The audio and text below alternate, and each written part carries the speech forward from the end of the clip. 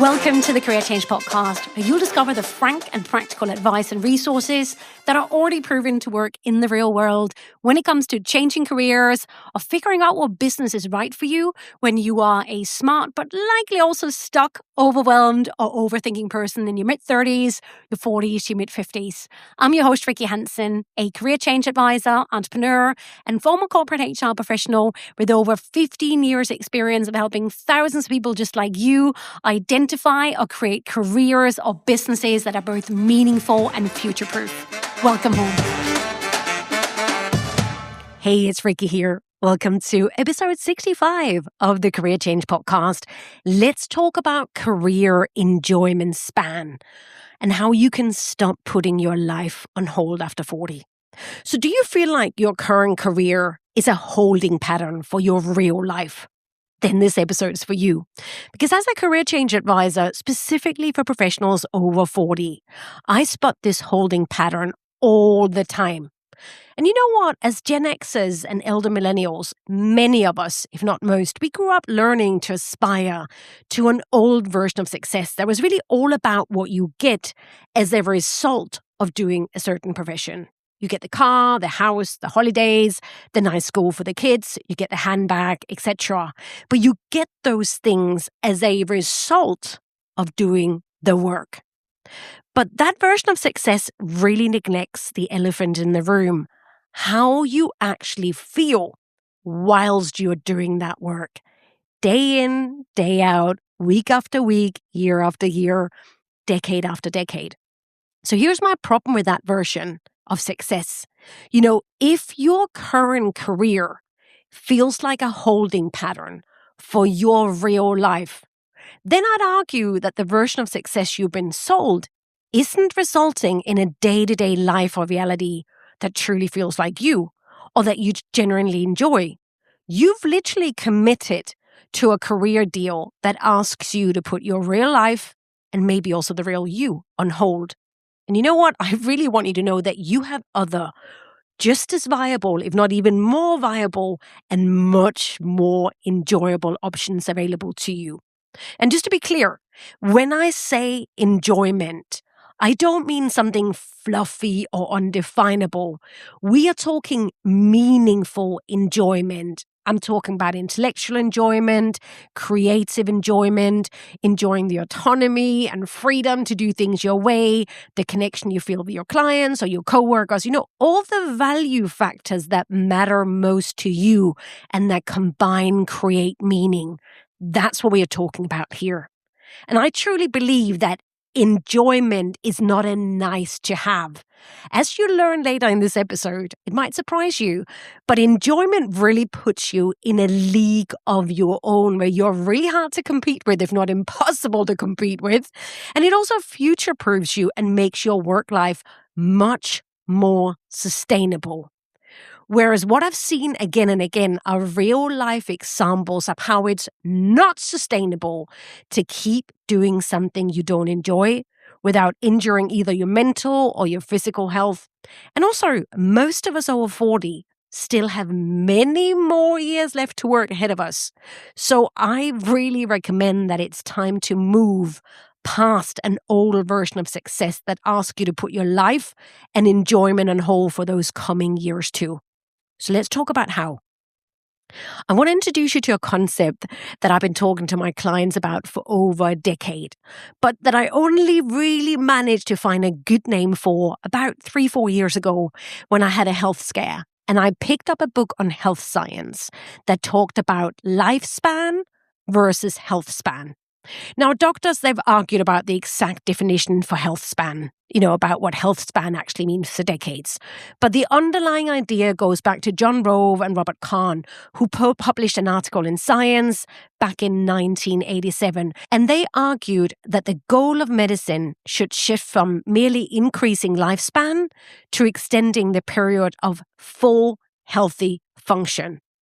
And that distinction is what I want to borrow here. Not as medicine, but as a useful analogy for thinking about your career, your work life. So lifespan is the total number of years that someone lives from birth until death. Health span is generally recognized as the total number of those years spent in good health, as in free from the chronic diseases and disabilities of aging. It's a length of time you are healthy, not just alive. The idea is to live as many of your years here on earth in as good health as possible. We don't just want to live a long life at any costs. We want maximum health within those years. And the goal is to close the gap between the two. Now, you can probably see where I'm going with this when it comes to your career, your work life. So career span is the total number of years that someone spends working between leaving education and retiring or dying, right? But I would argue that what truly matters is not just the number of years that we work, but rather how we feel whilst we are doing the work as our life is happening, right? So that was how I finally coined one of my most important concepts. Like I said, I'd already worked with the concept. Now I had a name. I call that career enjoyment span. Career enjoyment span. And that's the total number of years within your career span where you actually find your work meaningful, engaging, and fulfilling, i.e., where you actually enjoy what you do day to day as you live. So just a note on wording here. I could easily also chosen career meaning span instead of just career enjoyment span. So just choose the right words of values for you. But it's about actually enjoying what you do every day from 9 to 5, because that is such a big part of what make up your life. So just like with your health, when it comes to your work life or careers, I believe we should focus on making as many of our working years as enjoyable and meaningful as possible, not on just optimizing what we get out of it afterwards or outside of work. Because here's what happens if you only focus on career span. It really reminds me of, there's a Swedish poet who died a couple of years ago called Hansen, and he wrote a poem called The Loss, and it contains the line, "All those days that came and went, little did I know they were life." Sure, you can see why choosing to focus on career enjoyment, not just career span, is a meaningful and intelligent success strategy. Just as you'll get more out of the years you live if you have a long health span, so it is with your career. You want to be able to enjoy your life as much as possible, also when you work and whilst you work, because that is when life happens. The life you get to call yours and that you can look back on. So here's the good news. You're not too old and it's not too late to stop putting your life on hold just because you have to work. Because here's the reality and why you really want to consider changing your version of success. You and I will likely have to work longer than any generation before us. We're probably talking about working into your late 60s or even 70s. You know, I currently live in the UK, where the state pension age for me is currently set at 67, and it just keeps creeping upwards. And state pension ages globally, they just keep rising for exactly this reason, and they will keep rising. Our lifespans keep increasing, and that stretches our career spans too. Being alive for longer just costs more, right? Now, the old version of success very much totally worshipped those golden years of retirement, starting at 60 at the latest, along with all of the goodies we could buy throughout our careers as a result of that bargain. I don't think I need to spell out how that no longer reflects reality. The world has changed, and so have we, right? It's not just Gen Z or Gen Z pointing out that the old version of success no longer holds up in the real world. And just as there is a growing focus on wanting to live healthier for longer, there's a real drive now towards wanting to actually enjoy what you do for a living for longer. And I'm all for that. But here's the trap that I see so many professionals over 40 still fall into. I call this the suck it up strategy, If you don't actually choose to create and continue to invest in your career enjoyment span, you will likely just keep defaulting into the suck up strategy, the old version of success, where you've mainly optimized your career for what you get out of it. Right? And also, by the way, this suck it up name, it comes from what I hear all the time in emails from you, my dear listeners, and also from my clients. And it's things like, hey, Rikke, I'm 42 and I don't enjoy my career, but I just keep telling myself that I just have to suck it up until I have enough money to retire on. And then I can finally enjoy my life and do my creative stuff. Or I just have to, keep doing it outside of work, or things like, I'm just going to have to suck it up for now and hope things improve somehow. I'm sure you know exactly what I'm talking about here, but that trap has a very high cost, because hunkering down or sucking it up until you reach the end of your career span is also a waste of your best, most healthy years. Work that you do not enjoy, work that you might even hate or be resentful about that you've hated for years, does not just ruin your workday today, it actively eats away at your peak functional health span years too. And research also shows that it might even shorten both your health span and your lifespan, right? Here's why. You cannot permanently compartmentalize misery.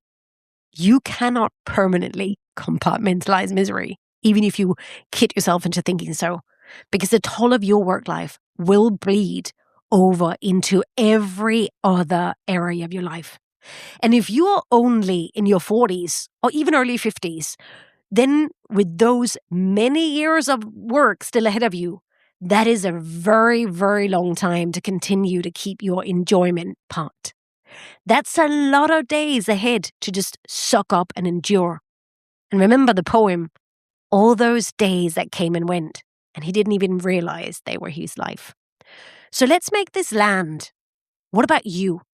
If you look back over your career, and especially the last 3 or 4 or 5 years, when you've probably been wanting to change, hand on heart, how much career enjoyment span have you actually had versus just pure career span? You might feel like you're an old fart by now, but you might be an infant when it comes to career enjoyment span, right? You might have had a lot of career span, but very little career enjoyment span, right? And have you also noticed how a lack of career enjoyment bleeds into your health span too? That's the cost of defaulting to the suck it up strategy. That's the default, the cost of defaulting to putting your real life on hold. Now, I know what you might be thinking. Yes, Rikke, but I personally don't actually have a choice. There's no other viable option for me. Most people who keep defaulting to the suck it up strategy, they do so not because they really truly want to, but because they believe this is an either or scenario, right? Either you make money or you do something you enjoy. But this kind of black and white thinking is actually really dangerous in this new world of work, because it keeps you blind to the new opportunities and to the many opportunities that are here now and that have existed for a long time anyway. Now, here are a couple of the ways I like to challenge this suck it up / old version of success thinking with my clients, and do so in a way that helps them realize that the option they currently think is their only safe or viable option might actually need a reality check and a 21st century update. Now, I often like to introduce the career enjoyment span or the career meaning span concept in sneaky ways to help my clients realize that actually career enjoyment span is both a competitive advantage and it's also a strategy that makes our long working lives both more sustainable and therefore future-proof, especially when compared to the suck it up strategy they often arrive with. And they have this idea that, oh my God, changing anything is going to mean eating cat food and living on the street for the rest of my life, right? I'm sure I'm inside of your head right now. Now, I don't want to spend too long on the sustainability piece because it really deserves its own podcast episode. But here's a question I will often ask my clients. In your current job, in your current profession, How long do you honestly think you can keep going at the pace you're going at now and that profession demands? How long do you think you can keep going without burning out or without damaging your health span or your life outside of work? So let's say you are a 42-year-old lawyer or consultant or finance professional and retirement for you is 68. That's 26 years left to work. Would you call staying on that path you're on right now a sustainable strategy? Or would you actually, if you're really honest, call it the opposite of future-proofing? And remember, I'm asking this question to people who have told me that they do not enjoy what they do for a living. So often when my clients, they allow themselves to get really honest about their current scenario, they actually tell me that they cannot even picture themselves doing their current job or even their current profession past 1 or 2 more years. And yet, they still default to think it's the only safe or viable choice for them. What about you? Would you call a career runway with just 2 years at most left a safe choice? And that's before we even talk about how long it actually takes to recover from burnout. And also, it's not as if your energy and health will dramatically increase with age, right? That is why building your work life around also optimizing enjoyment starting right now is the far more sustainable strategy in a world where we will have to keep working and keep changing for longer. Sustainability is key because you need career longevity to keep funding your life. You need to realize that your career span is going to have to be a lot longer. All right. So how sustainable is your current career path for you to keep up for many years to come? And also just hand on heart, how future-proof do you really feel about it? Right. There's a lot to say about this, but I want to go to the competitiveness piece. The intelligent part, the part that really speaks to the smart professional who wants to know what genuinely viable other options they have. So let me tell you what my version of success looks like.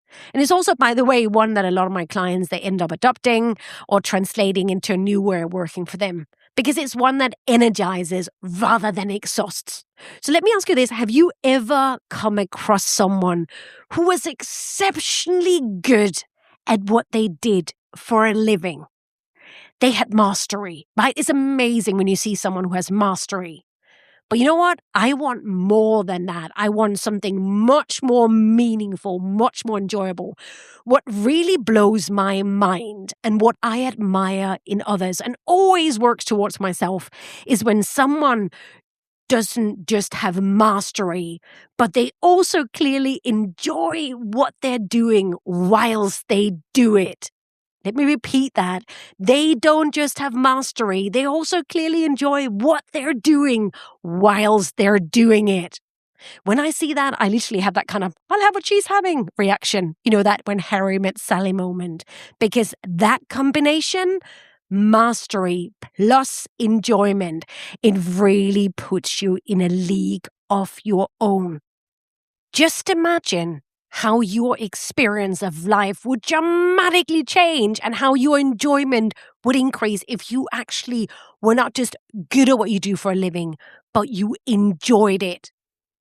And you enjoyed how you were doing what you're good at. And that is vital in a competitive work landscape. And here's the thing, you cannot compete with a highly competent person who has mastery, who is also enjoying themselves while they actually do that work. Let me say that again. You cannot compete with a highly competent person, with a person who has true mastery, who is also enjoying themselves whilst they're doing that work, whilst they're exercising that mastery, right? Think about it. Isn't that kind of person exactly who you would feel most drawn to hire, to pay, to follow, or take advice from, or to aspire to become like? You probably also are like, oh yeah, I want some of that for me. And here's the thing, from a market point of view, that combination is really rare. And here's the thing, from a market point of view, that combination is extremely rare. In a world of fluffy influencers with no real skills or hard-earned advice, or in a world of work of people who quietly hate their jobs and it shows. So enjoyment is a competitive strategy. And when combined with mastery, it becomes a superpower. One that will just increase in value the way the world of work is going. And what we all really crave is that deeply meaningful combination. And here's the thing, that is not pure luck, and it's definitely not pure personality. It's mastery and it's enjoyment, and you can have that too. Now, important here, where most people go wrong and why they don't think enjoyment is a viable strategy as a career is because they only focus on the enjoyment, and specifically their own enjoyment, in isolation from the world of work, in isolation from the market. You know, that kind of fluffy, life coachy version. Just find your passion, just do what you love. So vague, what's in it for me, and also often focus purely on one-sided enjoyment, i.e. yours. But here's the thing, it's only when you also add the mastery piece, the skills, the abilities, the process, the experience, the results you offer other people, the ones who pay for that. When that is where you focus just as much and where you experiment just as much, when you focus on what's in it for others, that is the monetizable side of it. And how you monetize your enjoyment is key. So it's not just about you, but it's also about others. And by the way, true, genuine meaning always have to include others, right? So it's important to get both. So the choice when it comes to work nowadays, when it comes to how you make a living, the choice is not only between suck it up and make money or do what you love and live on the street and eat cat food. That's not how it is. Because the same mastery that brings you the money, when delivered in the right way, can also be the mastery that brings you the enjoyment. You can combine and test the two in a way that work both for you and the markets you want to play in. So what you want to aim for is get genuinely, uniquely good at the right thing or combination of things, the right thing for you, and it pays and it satisfies. That is the whole game. And also, importantly, you'll be surprised at how much less you will care about keeping up with the Joneses when you are too busy enjoying yourself at work rather than feeling resentful about it. At which point, you might even choose to review what you truly need money for and how much. And the good news is, if you are over 40, you are not starting from scratch when it comes to mastery. You've already got 20 plus years behind you, and those years, they hold patterns. The thing or the things you're consistently uniquely good at, no matter what job or professional industry you've happened to be in so far. And those patterns, that mastery, belongs to you and to you only, never to the profession, never to the employer, never to the thing that you want to leave behind. You get to keep what is uniquely you. You take those things with you, those things you're generally good at, those things you generally enjoy, or if you haven't enjoyed them due to the skill, you can point them at something you actually enjoy, or you build on them, or you master new things over time. You might choose to expand your current toolbox and work towards mastering new things whilst having money coming in with the other skills you might want to leave behind over time. You've heard me talk about this before. But looking at what your life and work are already showing you in terms of unique mastery, that is the starting point over 40. After 40, you'll never start from scratch. Life leaves clues. By the way, that's a lot of what I do with my clients, helping them find those patterns of mastery and work out where to take them. Sometimes that means going to a whole new field, adding new mastery too. Sometimes it's doing similar things, but doing them in a different environment, in a different scenario, with different clients, maybe it's your own business, maybe it's a completely different industry, or it's a combination you aren't even aware exists out there, or that you aren't even aware that you can create. There are so many combinations possible here. So if listening to this, you're thinking, oh yeah, I really want to start building a career enjoyment span and have a long career enjoyment span. If that's something you'd like help doing, that's exactly what I help my clients do. Come find me over at thecareerchangepodcast.com and just click on the Work With Me button and see how that works. Now, I want to leave you with a question.